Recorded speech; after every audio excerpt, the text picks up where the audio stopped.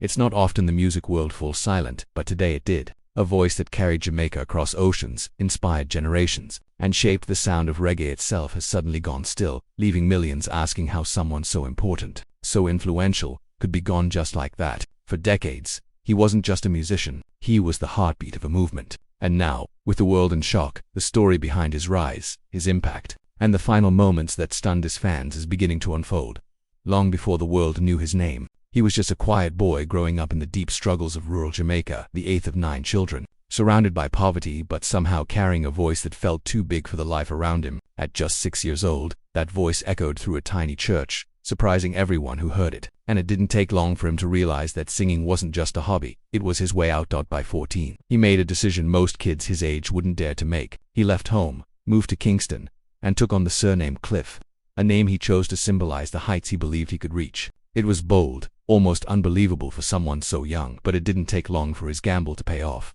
He recorded a few early tracks, but everything changed with one song, Hurricane Hattie. Suddenly, this young newcomer wasn't struggling for attention anymore. He was topping Jamaican charts, proving he had something the industry couldn't ignore. Still, even with the success, there were whispers about how tough the music scene was, and how newcomers were often pushed aside before they ever got a real chance. But for him, success was only the beginning. When he left Jamaica for London in the mid-60s, it wasn't just a new chapter, it was a risk that could have ended his career before it even took off. Island Records wanted to shape him into something the rock crowd would accept, and not every experiment worked. But he refused to fold. And then, almost out of nowhere, everything shifted. Wonderful World, Beautiful People exploded into the global scene. It was bright, hopeful, and carried the unmistakable warmth of Jamaica, the kind of song that could lift spirits even in the darkest moments. Then came Vietnam, a track so raw and powerful that Bob Dylan himself once called it the best protest song ever written. Suddenly, people who had never even heard of reggae were paying attention. But the real turning point wasn't a song, it was a film. When he stepped into the role of Ivan Martin in The Harder They Come,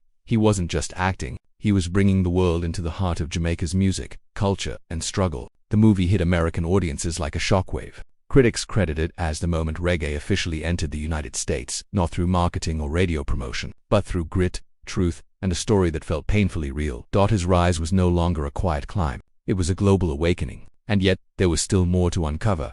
As the years went on, his influence only grew stronger. His albums Cliffhanger and Rebirth both earned Grammy Awards, a reminder that even decades into his career, his creativity still hit with the same force it always had. And in 2010, the world officially recognized what fans already knew when he was inducted into the Rock and Roll Hall of Fame, a rare honor for a reggae artist, and proof that his impact crossed every border, every genre, every generation. But the celebration of his life now sits next to the heartbreak of his loss. His wife, Latifah Chambers, shared the painful announcement that he passed after a medical emergency involving a seizure followed by pneumonia. Her message, signed by their children Lilty and Aiken, struck something deep: gratitude, heartbreak, and a reminder of how much strength he drew from the people who believed in him. In the months before his passing, some fans online had quietly wondered about his health. Unverified discussions, small hints, moments where he seemed less active than usual. Nothing concrete, nothing confirmed, but enough to make people worry. And now, with his sudden departure, those questions linger in the background, unanswered and likely to stay that way.